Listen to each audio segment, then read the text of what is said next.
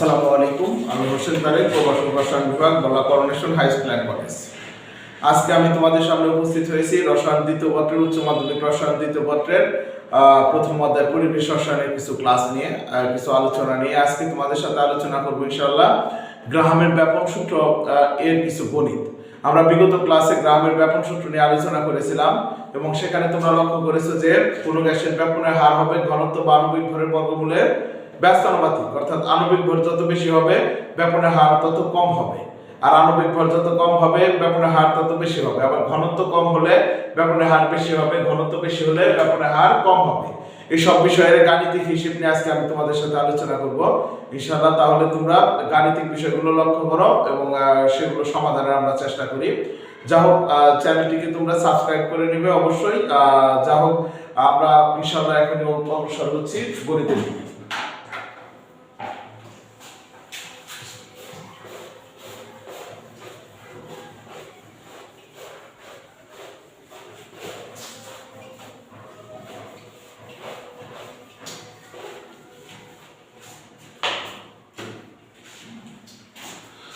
আজকে আমি যে উদাহরণ আলোচনা করব তা অক্ষরপত্র বইয়ের পৃষ্ঠা 41। প্রথমে আমি তোমাদের সাথে এক নম্বর গণিতটি আলোচনা করব। তারপর পর্যায়ক্রমে গুরুত্বপূর্ণ গণিতগুলো আলোচনা করব।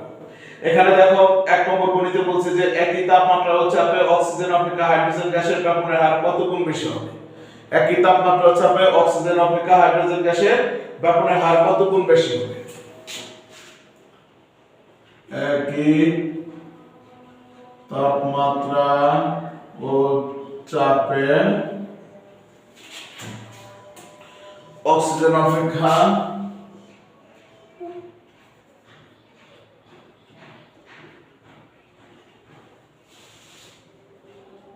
হাইড্রোজেন গ্যাসের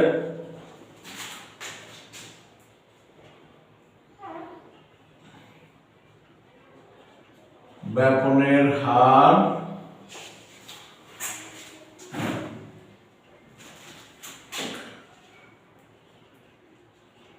কত গুণ বেশি হবে। আমরা এখানে যেহেতু দেখতে পাচ্ছি সাধারণভাবে লক্ষ্য করলে বুঝতে পারতেছি যে ব্যাপনের হার কার বেশি হবে কার কম হবে। এখানে অক্সিজেনের আণবিক ভর হচ্ছে তোমার 32 এবং হাইড্রোজেনের আণবিক ভর 2। সেই হিসেবে আণবিক ভর যার বেশি হবে ব্যাপনের হার হবে কম, আর আণবিক ভর যার কম হবে ব্যাপনের হার হবে বেশি। সেই হিসেবে হাইড্রোজেনের ব্যাপনের হার বেশি হবে, অক্সিজেনের ব্যাপনের হার কম হবে। এই জন্য আমরা হাইড্রোজেনের ব্যাপনের হার অক্সিজেনের ব্যাপনের হারের কত গুণ বের করব। অক্সিজেনের ব্যাপনের হারের কত গুণ বের করব উত্তর করার জন্য এখানে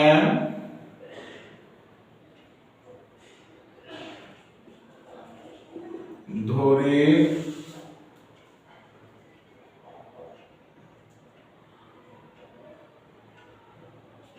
হাইড্রোজেনের ব্যাপনের হার সমান R1 ধরতে পারি, RH2 ধরতে পারি। আমাদের ইচ্ছে আমি RH2 ধরলাম। হাইড্রোজেনের ব্যাপনের হার RH2, অক্সিজেনের ব্যাপনের হার RO2, হার রেট হাইড্রোজেনের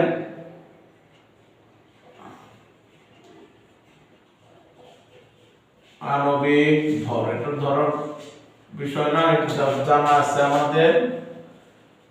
MH2 2.016, আমি পূর্ণ সংখ্যা 2 নিচ্ছি। অক্সিজেনের আণবিক ভর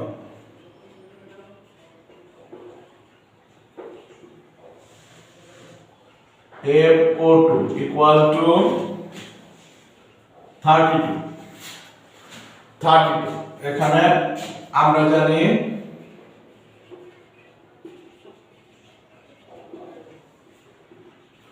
RH2 by RO2 equal to root over MO2 by MH2। পরস্পর ব্যস্ত আনুপাতিক সম্পর্ক। হাইড্রোজেনের ব্যাপনের হার উপরে আছে বিধায় হাইড্রোজেনের আণবিক ভর নিচে থাকবে, যেহেতু ব্যস্ত আনুপাতিক সম্পর্ক। অক্সিজেনের ব্যাপনের হার এখানে নিচে আছে বিধায় অক্সিজেনের আণবিক ভর উপরে থাকবে। আমরা তাহলে মান বসিয়ে দেই, বা RH2 R O2 equal to root over MO2 এর মান হলো 32 আর হাইড্রোজেনের মান হলো 2,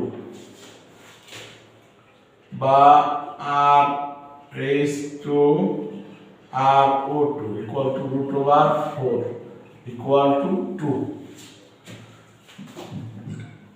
দুঃখিত 16 4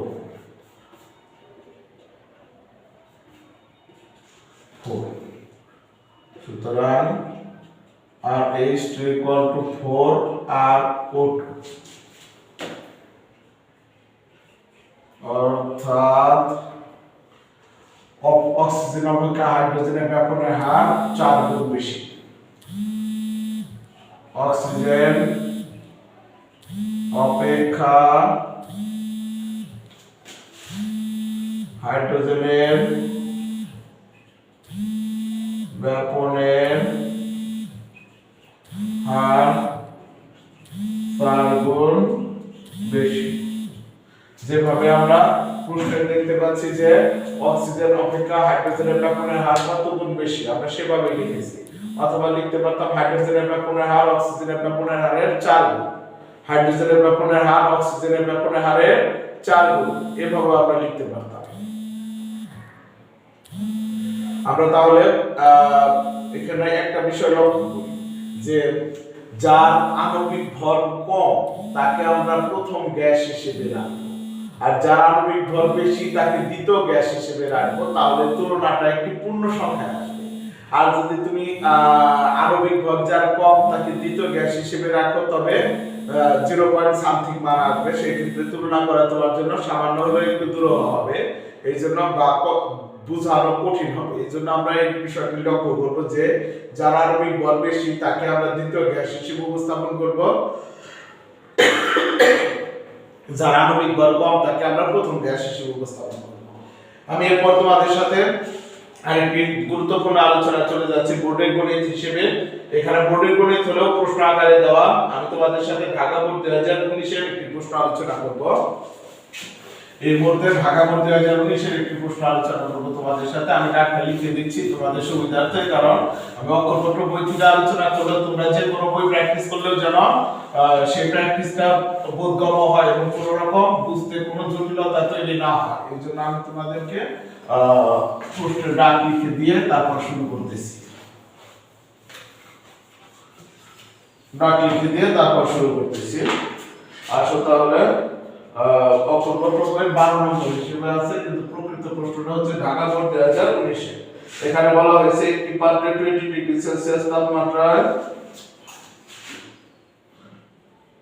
একটি পাত্রে 20 ডিগ্রি সেলসিয়াস তাপমাত্রায়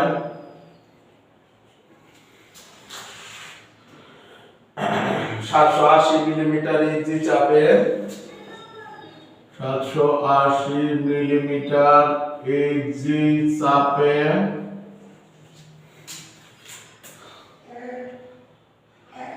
300 ml 0.54 গ্রাম গ্যাস আছে।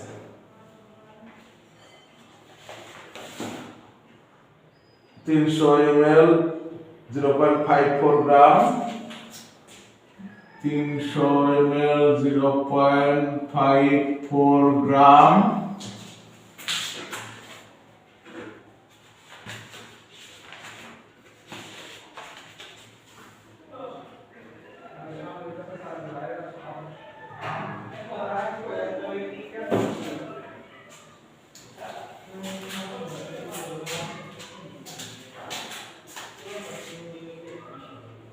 গ্যাস আছে। এখানে বলা হয়েছে যে অপর আরেকটি পাত্রে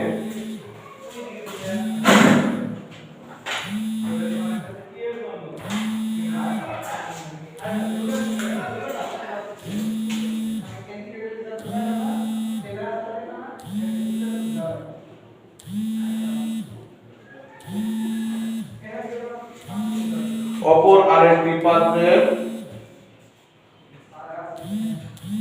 20 ডিগ্রি সেলসিয়াস তাপমাত্রায় 1.2 অ্যাটমসফিয়ার থাকে। আরেকটি পাত্রে 20 ডিগ্রি সেলসিয়াস তাপমাত্রায় 1.2 অ্যাটমসফিয়ার চাপে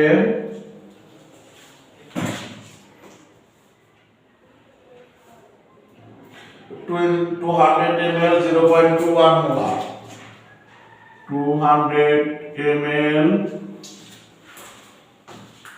0.21 গ্রাম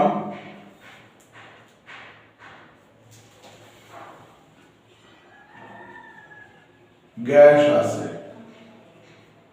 প্রশ্নটি যদিও বা বোর্ডে ভিন্নভাবে উপস্থাপন করা, পাত্র দিয়ে উপস্থাপন করা, আমরা সাধারণভাবে গণিতের মতো করে লিখলাম উক্ত গ্যাসদ্বয়ের মধ্যে কোনটি আগে ব্যবহৃত হবে।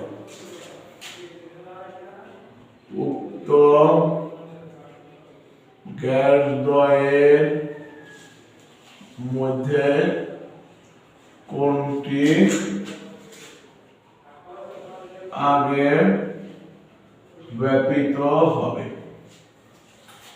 উত্তর করার জন্য আমরা জানি যে ব্যাপনের হার আণবিক ভরের বর্গমূলের ব্যস্তানুপাতিক। সেই হিসেবে আমরা যদি প্রথম পাত্রের গ্যাসের আণবিক ভর নির্ণয় করি এবং দ্বিতীয় পাত্রের গ্যাসের আণবিক ভর নির্ণয় করি এবং তার সাথে আণবিক ভর তুলনা করে দেই, তবে আমরা বুঝতে পারবো যে কোন গ্যাসের ব্যাপনের হার অধিক হবে বা কোন গ্যাসটি আগে ব্যবহৃত হবে। যে গ্যাসের আণবিক ভর কম হবে সেই গ্যাসটি আগে ব্যবহৃত হবে, আর যে গ্যাসের আণবিক ভর বেশি হবে সেই গ্যাসটি পরে ব্যবহৃত হবে। এজন্য আমরা কোন গ্যাসের আণবিক ভর কম তা নির্ণয় করব এবং কোন গ্যাসের আণবিক ভর বেশি নির্ণয় করব। এজন্য প্রথম পাত্রের গ্যাসের আণবিক ভর আমরা প্রথমে বের করব এবং দ্বিতীয় পাত্রের গ্যাসের আণবিক ভর আমরা পরবর্তীতে বের করব। এখানে উভয় ক্ষেত্রে তাপমাত্রা কমন আর অন্যান্য রাশি ভিন্ন, সেই হিসেবে আমরা ভিন্নভাবে উপস্থাপন করি।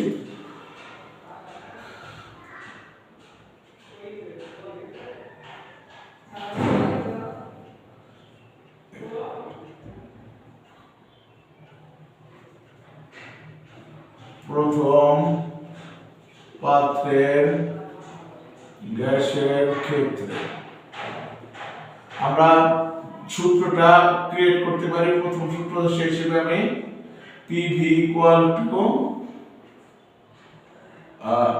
nRT, তুমি সূত্র জানো, কিন্তু এখানে কি কি ভিন্ন আছে?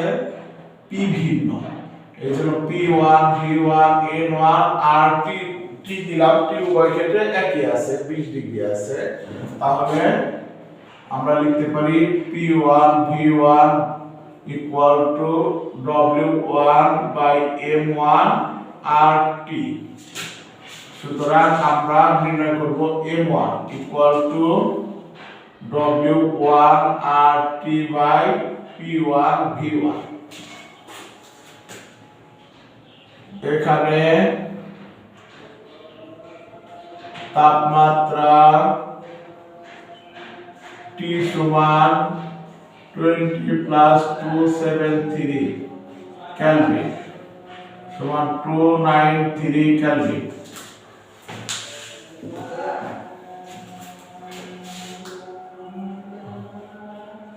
চাপ P সমান 780 মিলিমিটার Hg। তোমরা জানো যে মিলিমিটার Hg চাপকে 760 দ্বারা ভাগ করলে অ্যাটমসফিয়ার হবে। 780 মিলিমিটার Hg, তাহলে ভাগ 780 ভাগ 760 1.026 অ্যাটমসফিয়ার। তারপর আছে হলো আয়তন,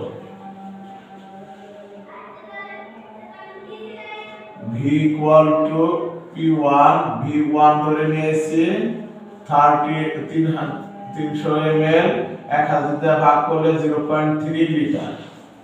0.3 লিটার 1000 দিয়ে ভাগ করলে গ্যাসের ভর W1 equal to 0.54 গ্রাম। আর ইকুয়াল টু, যেহেতু এখানে আমরা আয়তন লিটারে, চাপ অ্যাটমসফিয়ারে, এই জন্য আর এর মান আমরা লিটার অ্যাটমসফিয়ারে বসাবো। তাছাড়াও ম্যাক্সিমাম ক্ষেত্রে আমরা আণবিক ভর নির্ণয়ের ক্ষেত্রে লিটার অ্যাটমসফিয়ারে আর এর মান বসাবো, কারণ আণবিক ভরের সাধারণ প্রকাশক একক হচ্ছে গ্রাম পার মোল। সেই হিসেবে আমরা আর এর মান যদি লিটার অ্যাটমসফিয়ারে বসাই, তবে ভর পাবো গ্রামে আর মোল তো সবসময় একই, সেই হিসেবে আণবিক ভর গ্রাম পার মোলে পাবো। এই জন্য আমরা লিটার অ্যাটমসফিয়ার এককে বসাবো, litre atmosphere mole inverse 1 kelvin inverse 1।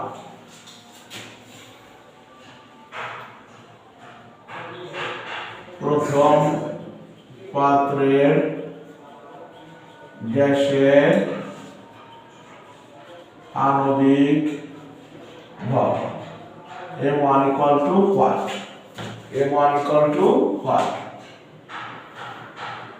বা M1 equal to W1 এর মান হচ্ছে 0.54, আর এর মান 0.0821, তাপমাত্রা 293, P1 এর মান হচ্ছে তোমার 1.026, V1 এর মান হচ্ছে 0.3।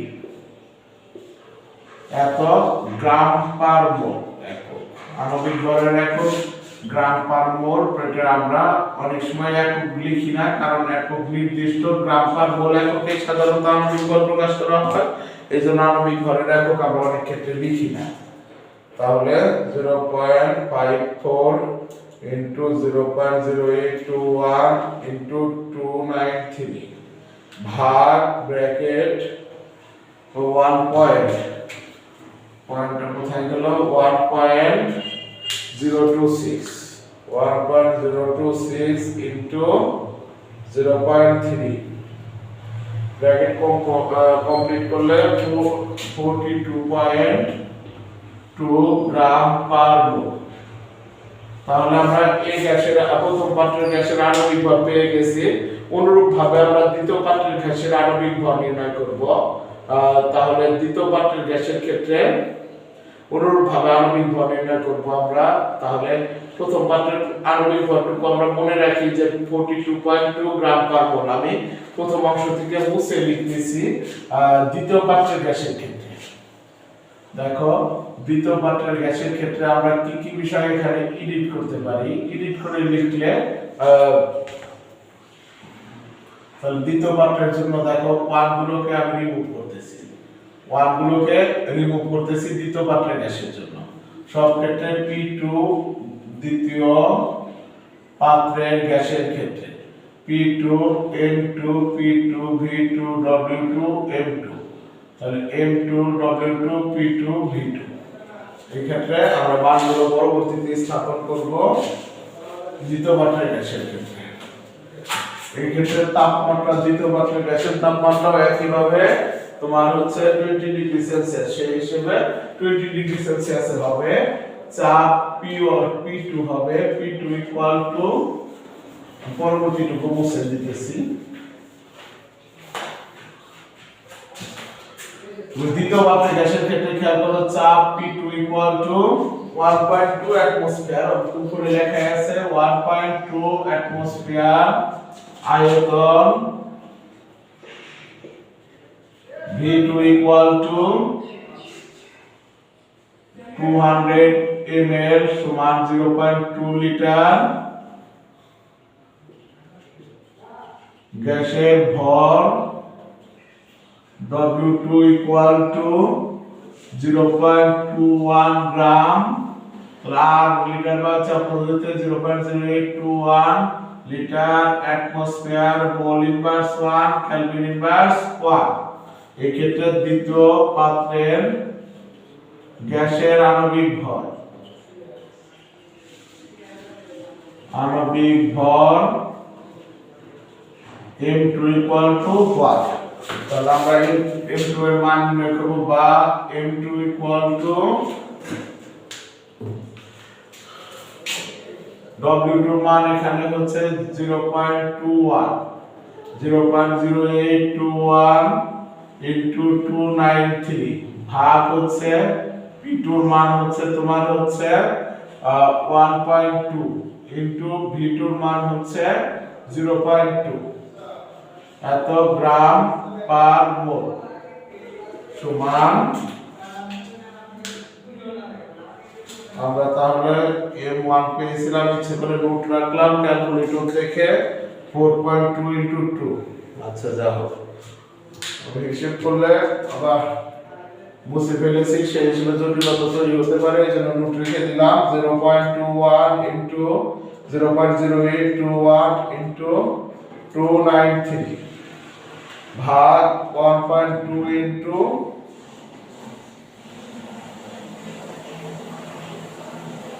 ভাগ 1.2 ইনটু 0.2 ভাগ চিহ্নের পর অবশ্যই ব্র্যাকেট ব্যবহার করব, না হলে বিশাল জটিলতায় পড়ে যাবে। 21.048 গ্রাম পার মোল। আমি হিসেবকে আবার করতেছি কোন জটিলতা হলো কিনা দেখার জন্য। 0.21 ইনটু 0.0821 ইনটু 293 ভাগ 1.2 ইনটু 0.2 21.048। এখন তুমি বুঝতেই পারতেছো যে M1 গ্যাসের আণবিক ভর ছিল 4.2 গ্রাম পার মোল আর M2 গ্যাসের আণবিক ভর হচ্ছে 21.048 গ্রাম পার মোল। এখন আণবিক ভর M2 গ্যাসের কম হওয়ার কারণে M2 এর ব্যাপনে হার হবে বেশি, আণবিক ভর M2 গ্যাসের বেশি হওয়ার কারণে তোমার M1 গ্যাসের বেশি হওয়ার কারণে ব্যাপনের হার হবে কম। আমরা এই গণিতের জন্য এভাবে লিখব যে উক্ত গ্যাস দ্বয়ের মধ্যে কোনটি আগে ব্যাপিত হবে। উক্ত গ্যাস দ্বয়ের মধ্যে প্রথম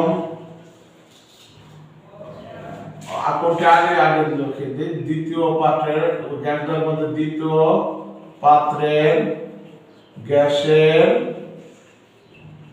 আণবিক ভর কম হওয়ায় দ্বিতীয় পাত্রের গ্যাস আগে ব্যাপিত হবে। দ্বিতীয় পাত্রের গ্যাসের আণবিক ভর কম হয়, দ্বিতীয় পাত্রের গ্যাস আগে ব্যাপিত হবে। দ্বিতীয় পাত্রের গ্যাসের আণবিক ভর কম হয়, দ্বিতীয় পাত্রের গ্যাস আগে ব্যাপিত হবে। আমরা এই প্রশ্নের জন্য এই উত্তর পেলাম। যদি বলতো যে ব্যাপনের হার তুলনা করো, সেই ক্ষেত্রে আমরা কি করতাম আমি দেখিয়ে দিচ্ছি। তাহলে এই ক্ষেত্রে আমরা পেলাম হলো দ্বিতীয় পাত্রের গ্যাসের আণবিক ভর কম হয়, দ্বিতীয় পাত্রের গ্যাস আগে ব্যাপিত হবে। এটাই উত্তর হবে উক্ত প্রশ্নের আলোকে। এখন আমরা বের করব হচ্ছে যে যদি বলতো যে এখানে যদি প্রশ্নের পরিবর্তন থাকতো ডাকের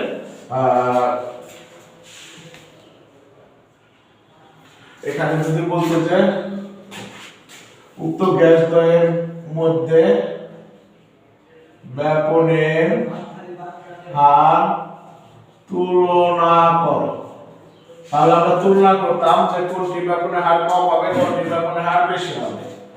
আবার আমরা জানি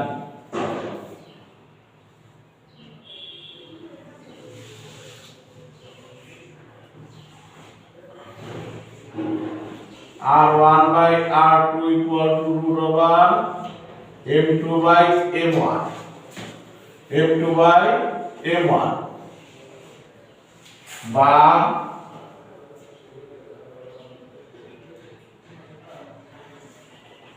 R1 by R2 equal to root over M2 মান ছিল হলো 21.048 আর 42.2 ছিল হলো M1 এর মান, 42.2 ছিল M1 এর মান। 0.54 into 0.0821 into 293 ভাগ 1.026 into 4.2। তাহলে এখানে হইতেছে হলো যে রুট 1.048 ভাগ 42.2 ব্র্যাকেট কমপ্লিট ইকুয়াল টু 0.706। এখানে যেহেতু দশমিক এসেছে আমরা এই জন্য বুঝতে কঠিন হতে পারে পূর্ণ সংখ্যা নেওয়ার চেষ্টা করব,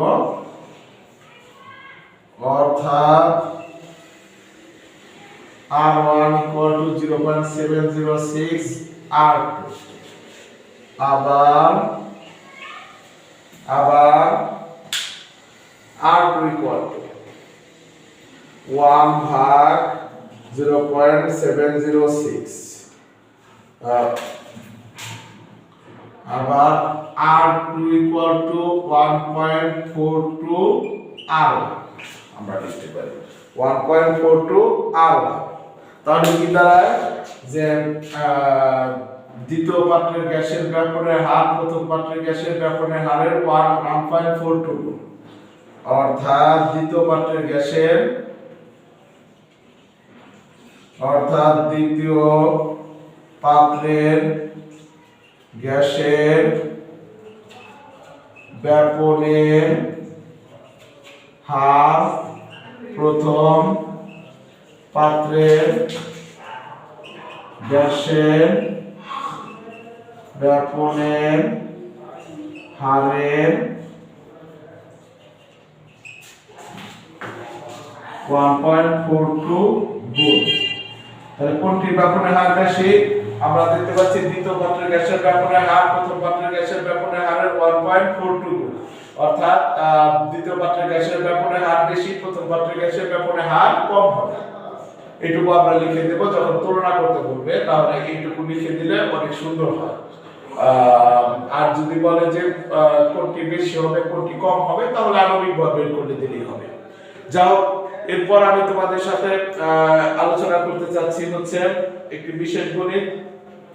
সেই ক্ষেত্রে দৈর্ঘ্য নির্ণয় তোমার অনেক ক্ষেত্রে দেওয়া থাকে যে কত দূরত্বে সাদা ধোঁয়া তৈরি হবে, এরকম একটা গণিত আলোচনা করতে চাচ্ছি। তার আগে আমি তোমাদেরকে হোমওয়ার্ক দিচ্ছি, এই নিয়মের গণিতের হোমওয়ার্ক দিয়ে দিচ্ছি। এই একই রকম নিয়মের গণিতের হোমওয়ার্ক হচ্ছে তোমার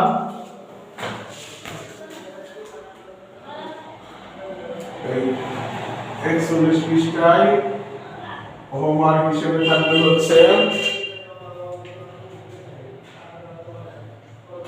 13, 14, 15, 16, 17, 18।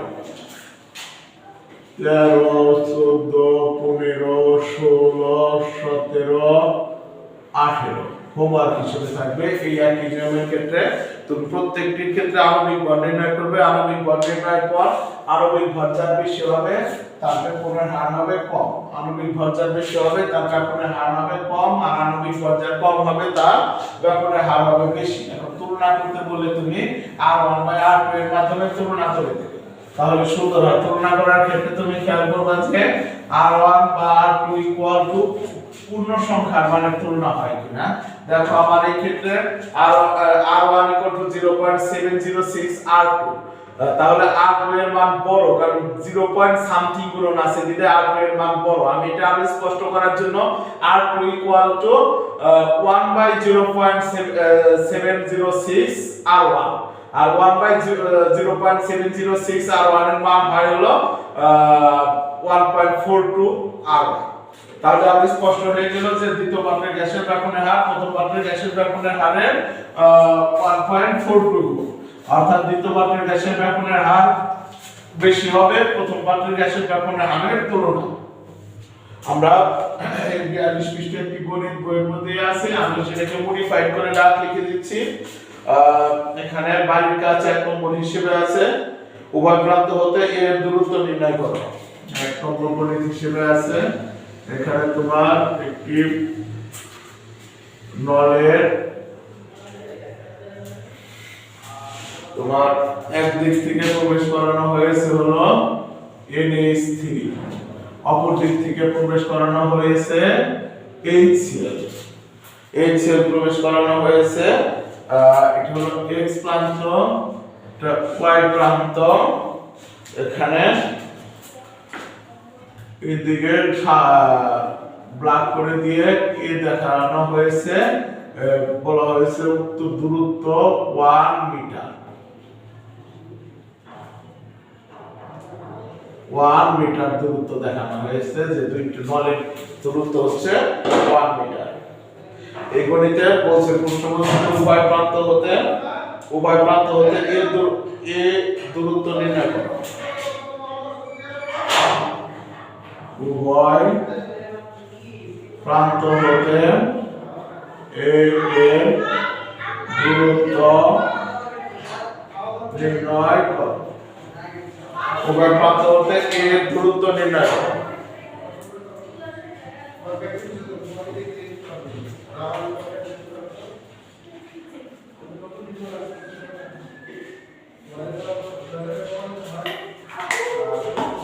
তাহলে আমরা এই গণিতটি সমাধানের জন্য খেয়াল করো যে গণিতটি সমাধানের জন্য আমরা কিছু কৌশল অবলম্বন করব। দূরত্বের সাথে আমরা জানি আয়তনের একটি সম্পর্ক আছে, অর্থাৎ ব্যবহৃত গ্যাসের আয়তনের একটি সম্পর্ক আছে। সেই সম্পর্কটি কাজে লাগিয়ে আমরা আয়তন বাই সময়ের উপর নির্ভর করে ব্যাপনের হার গণনা করব। উত্তর ধরি x প্রান্ত থেকে NH3 গ্যাসটি L মিটার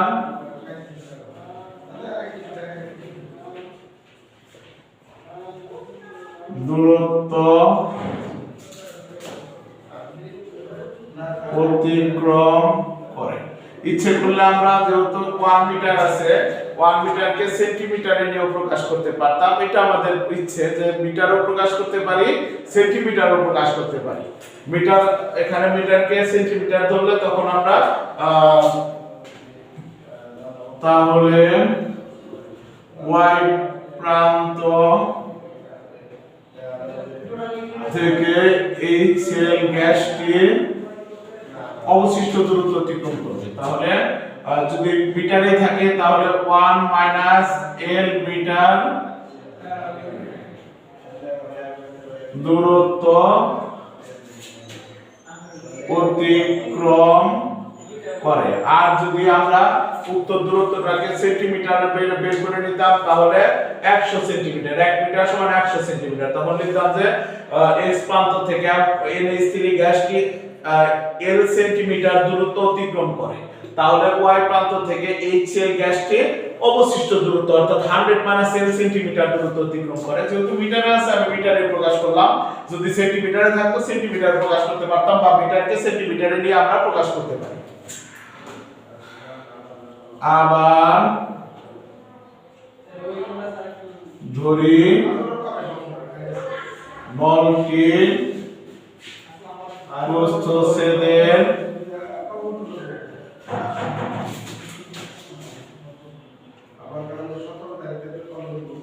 ক্ষেত্রফল a মিটার স্কয়ার, যত মিটার ধরেছি ক্ষেত্রফলের একক লেন্থ স্কয়ার শেষে মিটার স্কয়ার।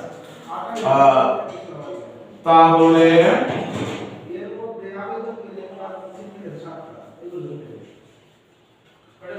ব্যবহৃত NH3 গ্যাসের আয়তন, তাহলে NH3 কি পরিমাণ গ্যাস ব্যবহৃত হবে, ক্ষেত্রফল ইনটু দূরত্ব, a মিটার কিউব। আমি ইচ্ছা করে L এ লিখলাম, a লিখলে অনেক সময় পরবর্তীতে তোমরা অ্যামোনিয়াম ভাবতে পারো, যাতে এই ভুলটা না চিন্তা করো, এই জন্য আমরা L এ লিখলাম। তাহলে দূরত্ব আগে লিখেছি a মিটার কিউব। আবার ধরি গ্যাস দ্বয় 30 সেকেন্ড পর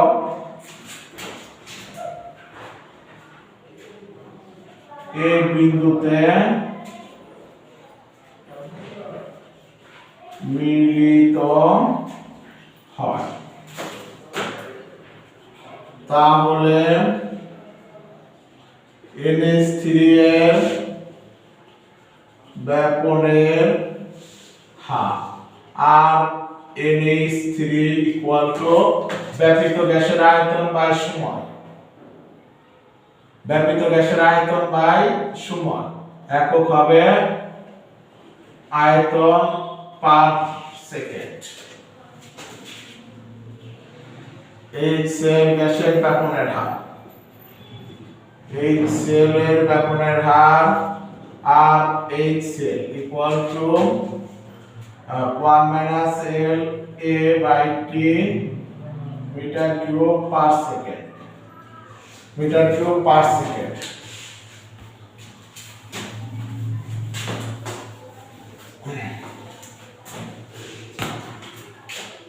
NH3 এর আণবিক ভর MnH3 equal to 70 14 plus 3 70 HCl এর আণবিক ভর MHCl equal to 36.5 মূলত হাইড্রোজেনের 1 ক্লোরিনের 35.5 সেই হিসেবে 36.5 আমরা জানি RnH3 by RHCl equal to root over MHCl by MnH3 MnH3 আমরা সবসময় খেয়াল রাখবো অ্যামোনিয়ার ব্যাপনের হার উপরে আছে, আণবিক ভর নিচে থাকবে, আণবিক ভর উপরে থাকলে ব্যাপনের হার নিচে থাকবে।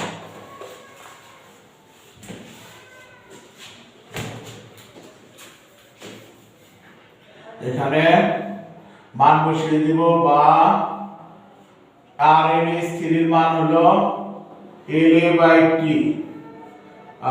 1 minus La by T equal to root over 36.5 by হলো 70 বা La T into T 1 minus La equal to রুটের কাজ আগে একেবারে করে দেই যে রুট ফার্স্ট ব্র্যাকেট 36.5 ভাগ 70 ব্র্যাকেট কমপ্লিট ইকুয়াল টু 1.4653 এখানে a কাটা l কাটা থেকে যায় হচ্ছে l by 1 minus l equal to 1.4653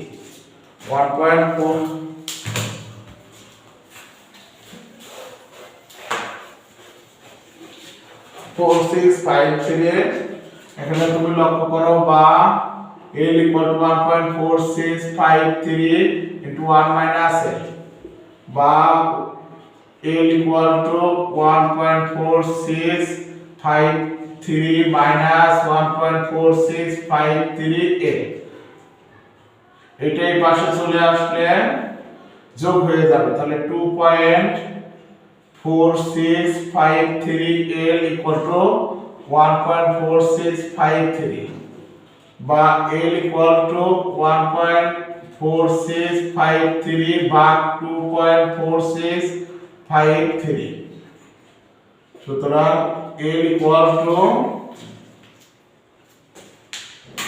1.4653 ভাগ 2.4653 0.59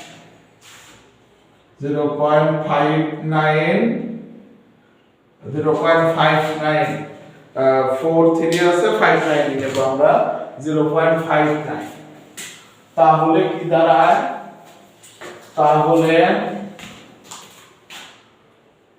তাহলে x প্রান্ত থেকে NH3 গ্যাস টি 0.59 মিটার বা 59 সেন্টিমিটার দূরত্ব অতিক্রম করবে। আবার y প্রান্ত থেকে HCl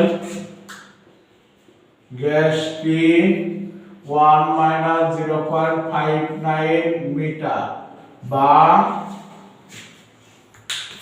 1-0.59 তাহলে 0.41 মিটার 0.41 মিটার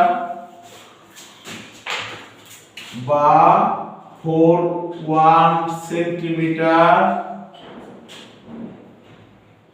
দূরত্ব অতিক্রম করবে তাহলে এর প্রান্তের দূরত্ব নির্ণয় করো। তাহলে আমরা দেখলাম হলো যে x প্রান্ত থেকে a বিন্দু এর দূরত্ব হচ্ছে 0.59 মিটার বা 59 সেন্টিমিটার এবং y প্রান্ত থেকে এর দূরত্ব হচ্ছে 0.41 মিটার বা 41 সেন্টিমিটার। সুতরাং x প্রান্ত থেকে a এর দূরত্ব লিখে দিই 0.59 মিটার বা 59 সেন্টিমিটার এবং y প্রান্ত থেকে a এর দূরত্ব 0.41 মিটার বা 41 সেন্টিমিটার অ্যানসার। তাহলে আশা করি কোন ক্ষেত্রে যে গ্যাস কত দূরত্বে মিলিত হবে বা কত দূরত্বে সাদা ধোঁয়া তৈরি করবে সেই হিসাবগুলো তুমি পারবে। আণবিক ভর যদি দেওয়া না থাকে, গ্যাসের নাম যদি দেওয়া না থাকে, সেই হিসেবে তোমার আণবিক ভর বা গ্যাসের নাম ক্রিয়েট করে তারপর হিসাব করতে হবে। আর আণবিক ভর দেওয়া থাকলে হুবহু আমি যেভাবে হিসাব করলাম এইভাবে হিসাব করবে। তাহলে তোমরা এই অনুরূপ গণিতগুলো এবং বোর্ডের গণিতগুলো তোমরা নিজেরা খুঁজে 21 সালের প্রশ্ন সংগ্রহ করবে। তাছাড়া 19, 18, 17, 16, 15 সালের প্রশ্নগুলো লক্ষ্য করবে, গণিতগুলোকে সমাধান করবে। ইনশাআল্লাহ পরবর্তীতে আমরা গতিশক্তি এবং বর্গমূল গড় বর্গবেগ নিয়ে তোমাদের সামনে উপস্থিত হব। মহান আল্লাহ তাআলা আমাদের সবাইকে সুস্থ রাখুক। আল্লাহ হাফেজ।